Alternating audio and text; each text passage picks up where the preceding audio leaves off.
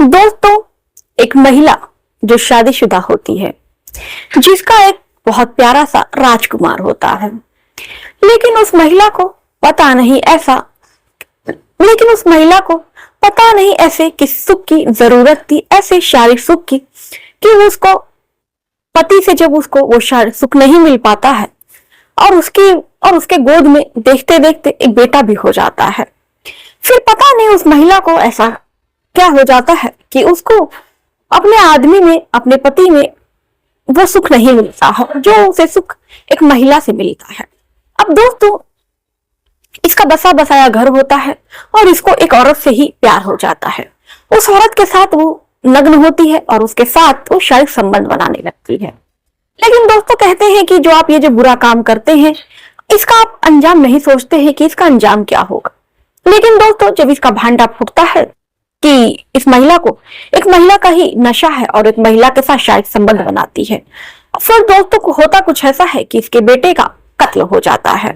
तो आखिर में इसके बेटे का जो कत्ल है वो कौन करता है, इसके बेटे का कातिल कौन है, और आखिर में वो महिला को क्यों वो महिला कैसे एक महिला से ही प्यार कर सकती है। तो दोस्तों, ये जो घटनाएं हम आपके लिए लेकर आते हैं, आपको लगता होगा कि ये जो घटना है काल्पनिक घटना है, लेकिन नहीं दोस्तों, ये जो घटना है, जो समाज में हो रही घटनाएं हैं दोस्तों, आए दिन इस तरह की खबरें हैं वो न्यूज में, अखबारों के में छपी होती हैं। तो इसी तरह की हम घटना दोस्तों आपके लिए निकाल कर ले आते हैं। तो चलिए दोस्तों, इस घटना की शुरुआत करते हैं। मैं हूँ रजिया अंसारी, आप देख रहे हैं हाईवे क्राइम तक। आप लोगों का मेरे चैनल पर हार्दिक स्वागत है। मैंने दोस्तों अभी एक मुहिम चालू की है कि मेरे तो जो भी भाई बंधु और जो भी मेरे भाई बहन मेरा वीडियो देख रहे हैं, अगर वो चाहते हैं कि मैं अपनी वीडियो में उन लोगों का नाम लूं या मुझे वो कोई राय देना चाहते हैं, मेरी वीडियो से रिलेटेड या कोई भी अन्य प्रकार की राय देना चाहते हैं, तो वो कमेंट में करके मुझे बताएं। मैं अगली वीडियो में उनके नाम के साथ साथ उनकी राय भी हर आप लोगों तक साझा करूंगी। तो चलिए दोस्तों, इस कहानी की शुरुआत करते हैं। तो दोस्तों, ये जो घटना है मध्य प्रदेश की घटना है। मध्य प्रदेश में एक गांव पड़ता है पिछौला गांव। पिछौला गांव की ये घटना है। पिछौला गांव में एक बेहद सुखी संपन्न परिवार रह रहा था। परिवार का जो मुखिया था, जिसका नाम होता है रजत। रजत की शादी 3 साल पहले मीनाक्षी से होती है। मीनाक्षी भी काफी ज्यादा पारिवारिक लड़की थी। शुरुआती जिंदगी में जब दोनों की शादी होती है तो दोनों काफी ज्यादा खुश थे। जो रजत था वो पेशे से कपड़े का व्यापारी था, यानी कि अच्छा खासा रजत का जो काम था वो अच्छा खासा काम चल रहा था। देखते देखते उनके काम में और धीरे धीरे तरक्की होती है, और तरक्की होने के साथ साथ उनकी जिंदगी में काफी ज्यादा खुशहाली भी आती है। रजत मीनाक्षी घूमने के लिए नैनीताल भी जाते हैं। जब भी रजत को अपने काम से फुर्सत मिलती, वो मीनाक्षी से बेइंतहा प्यार करता था। वो मीनाक्षी को लेकर हनीमून के लिए या उसके साथ एक अकेला टाइम स्पेंड करने के लिए वो अक्सर उसको नैनीताल, कभी पहाड़ी इलाकों में अक्सर वो लोग जाया करते थे। ऐसा ही देखते देखते उनके बीच में काफी ज्यादा प्यार था। 2 साल के बाद मीनाक्षी को एक प्यारा सा राजकुमार होता है। अब इधर जो रजत था वो बेहद ज्यादा अपने बेटे को पाकर बहुत ज्यादा खुश होता है। इधर जो बेटा है, देखते देखते वो भी बड़ा हो जाता है, जिसका नाम प्यार से वो राजकुमार रखते हैं, क्योंकि वो बिल्कुल राजकुमार की था। और जो उसके पापा रजत थे, अपने बेटे की परवरिश वो एक राजकुमार की तरह करते हैं। किसी चीज की अपने बेटे को कभी कोई कमी महसूस नहीं होने देते। जो माँ थी मीनाक्षी, वो भी अपने बेटे से बहुत ज्यादा प्यार करती है। देखते देखते जो राजकुमार है वो भी 5 साल का हो जाता है। राजकुमार जो है अब वो पढ़ने जाने लगता है और काफी ज्यादा समझदार और काफी ज्यादा पढ़ने में होनहार बच्चा था वो। अब क्या था, अब दोनों माता पिता बन चुके थे, तो एक जिम्मेदारी आ गई थी। देखते देखते वो अपनी जिम्मेदारी निभा रहे थे, तभी कुछ ऐसा होता है। मीनाक्षी के पड़ोस में एक किराएदार आती है रहने के लिए। वो जो किराएदार थी, जिसका नाम रजनी होता है, रजनी जो थी वो तलाकशुदा महिला थी। उसका अपने पति से किसी कारणवश से 3-4 साल पहले ही तलाक हो जाता है। अब रजनी राजस्थान में ही आकर, पिछौले गांव में ही आकर, वहीं पर वो एक किराए का कमरा लेती है और वो एक ब्यूटी पार्लर चलाती है। रजनी और मीनाक्षी दोनों पड़ोस के थे, तो दोनों में जाहिर सी बात है दोस्ती हो जाती है तो एक दूसरे के घर आना जाना भी शुरू हो जाता है। अब इधर रजत भी अपने कारोबार पर निकल जाता तो कहीं ना कहीं मीनाक्षी भी अकेले रह जाती। जो बेटा है राजकुमार वो भी स्कूल चला जाता तो मीनाक्षी भी सारा दिन घर पर अकेले ही रहती। इधर जो रजनी थी वो भी अपना ब्यूटी पार्लर चलाती और उसके बाद से उसको शनिवार के दिन उसका ब्यूटी पार्लर बंद रहता तो शनिवार के दिन वो सारा दिन अकेले रहती। तो मीनाक्षी और रजनी एक दूसरे से लंबा वक्त साथ में बिताया करती। लेकिन दोस्तों यहाँ तक तो सब कुछ ठीक था। देखते देखते दोस्तों होता कुछ ऐसा है कि जो रजनी है, जो मीनाक्षी होती है, वो रजनी की तरफ को ज्यादा ही अट्रैक्ट होने लगती है। इधर रजनी का भी हाल कुछ ऐसा ही होता है। देखते देखते दोनों एक दूसरे के इतने करीब आती हैं कि दोनों एक दूसरे से जब नहीं मिलती हैं तो उनका जो दिन है वो कटता ही नहीं है। अब देखते देखते दोनों को एक दूसरे से मोहब्बत हो जाती है, यानी कि एक महिला होकर ही एक महिला को महिला से ही प्यार हो जाता है। अब जब कहते हैं दोस्तों कि एक दूसरे से प्यार हो गया तो भला एक संबंध भी कैसे नहीं बनता। अब देखते देखते दोनों एक दूसरे के इतना करीब आती हैं कि महिला ही महिला होकर एक दूसरे को वो निर्वस्त्र करती हैं और एक दूसरे के साथ वो शारीरिक संबंध बनाती हैं। अब जब वो पहली बार एक दूसरे से शारीरिक संबंध बनाती हैं तो जो मीनाक्षी थी वो कहती है कि आज तक मुझे ऐसा सुख जो है वो अपने पति से भी नहीं मिला जैसा सुख तुम मुझे दे रही हो।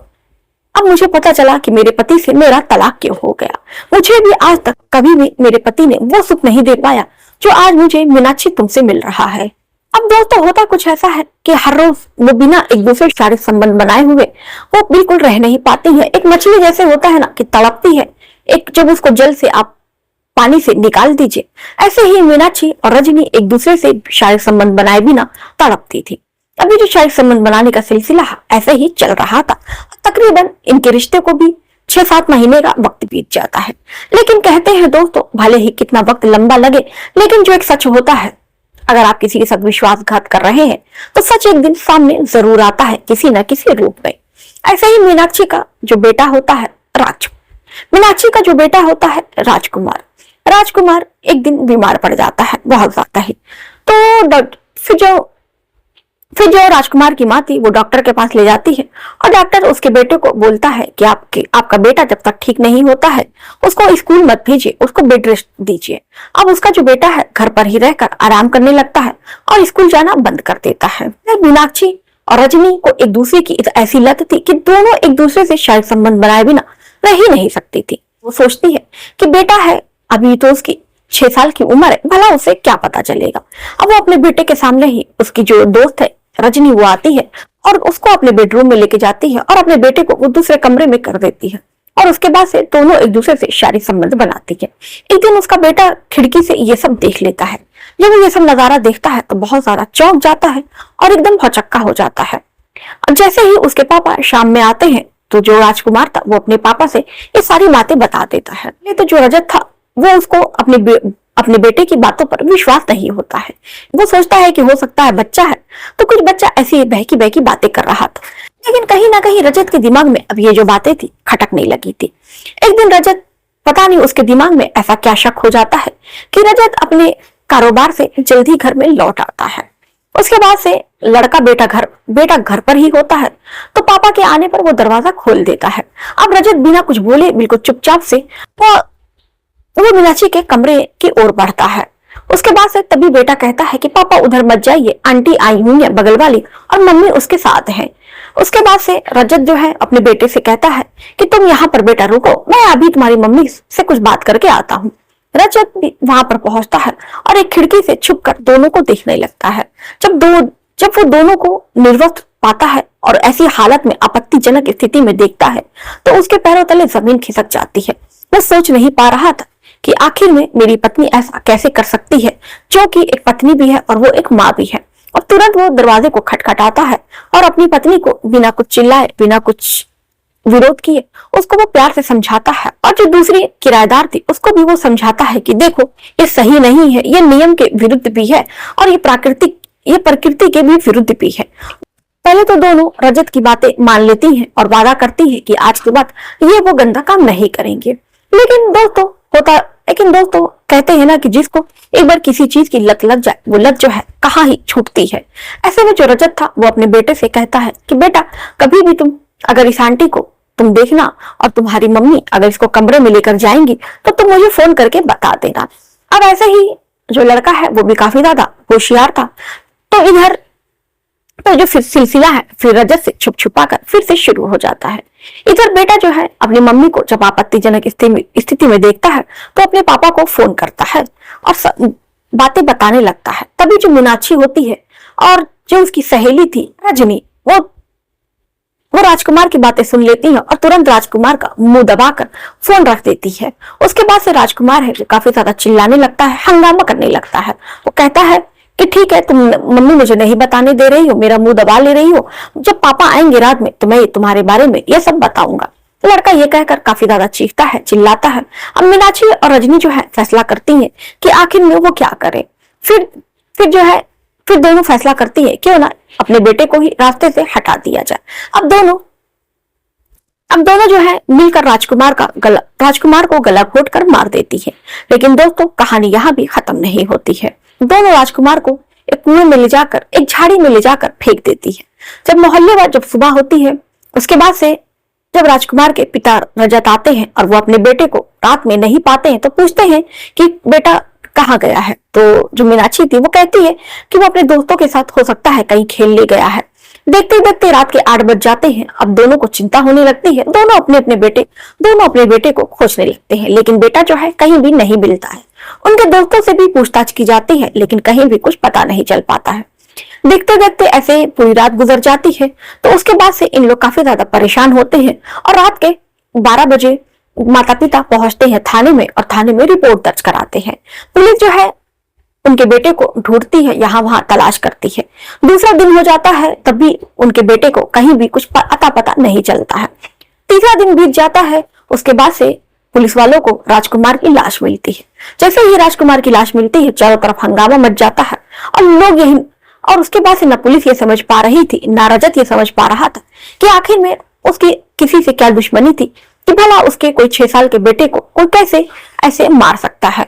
उसके बाद से रजत का कहीं ना कहीं दिमाग जो है वो रजनी की तरफ जाता है कि हो सकता है कि रजनी ने ही ऐसा कुछ किया हो। अब पुलिस वाले जब रजत से पूछते हैं कि क्या तुम्हारी कभी किसी से कोई दुश्मनी थी, तो रजत जो है अपनी पत्नी और रजनी के बारे में बिल्कुल साफ सब कुछ बता देता है। तो पुलिस वाले जो थे उनका दिमाग रजनी और मीनाक्षी के ऊपर जाता है। अब मीनाक्षी और रजनी को वो अपनी हिरासत में लेते हैं और बहुत सख्ती से पूछताछ करते हैं। तो रजनी और जो मीनाक्षी होती है वो टूट जाती है और अपना जो सच है वो कबूल लेती है। बताती है कि उसमें ही मीनाक्षी ने ही अपने बेटे की हत्या की है रजनी के साथ मिलकर। दोस्तों इस बात का जब खुलासा होता है तो किसी को यकीन नहीं हो रहा था कि एक महिला जिसका इकलौता बेटा होता है, जो बड़ी नाजों से जिसको माँ बाप मिलकर परवरिश करते हैं, वो महिला कैसे अपने बेटे की हत्या कर सकती है, वो भी एक शारीरिक भूख के चक्कर में। तो दोस्तों आज हमारा समाज है पता नहीं कि दिशा में जा रहा है। आए दिन इस तरह की घटनाएं देखने को मिलती है। अभी हाल ही में एक घटना में पढ़ रही थी कि एक लड़के ने अपनी ही माँ के साथ उसका बलात्कार किया और उसकी माँ ने फिर अपने ही बेटे को जेल के सलाखों के पीछे भेजा। और दूसरी खबर अभी जो मैं कल पढ़ रही थी कि एक बेटे ने अपनी माँ की निर्मम तरीके से हत्या कर दी और उसका जो मांस है वो पका कर खा गया। तो दोस्तों इस तरह की जो घटनाएं हैं, पता नहीं समाज हमारा जो है किस दिशा में जा रहा है। बहुत चिंता की बात है कि हमारे समाज में कैसे कैसे दुर्बच्चे रह रहे हैं। तो दोस्तों इस घटना पर आपकी जो भी राय होगी कमेंट में करके जरूर बताइएगा और बताइएगा कि क्या ऐसी घटनाओं को रोकने का और ऐसी घटनाओं से बचने का क्या कोई समाधान है, और आखिर में ये कौन सा कलयुग आ गया है कि जहां इस तरह की घटनाएं जो है आए दिन इस तरह की घटनाएं देखने को मिलती है। तो दोस्तों ऐसी ही घटनाओं के लिए हमारे चैनल को सब्सक्राइब कीजिए। मिलते हैं फिर ऐसे ही किसी और घटना के साथ। तब तक के लिए अपना और अपने परिवार वालों का ख्याल रखिए। हमें भी आज्ञा दीजिए। मिलते हैं फिर इसी समय पर एक नई कहानी के साथ, एक नई घटना के साथ।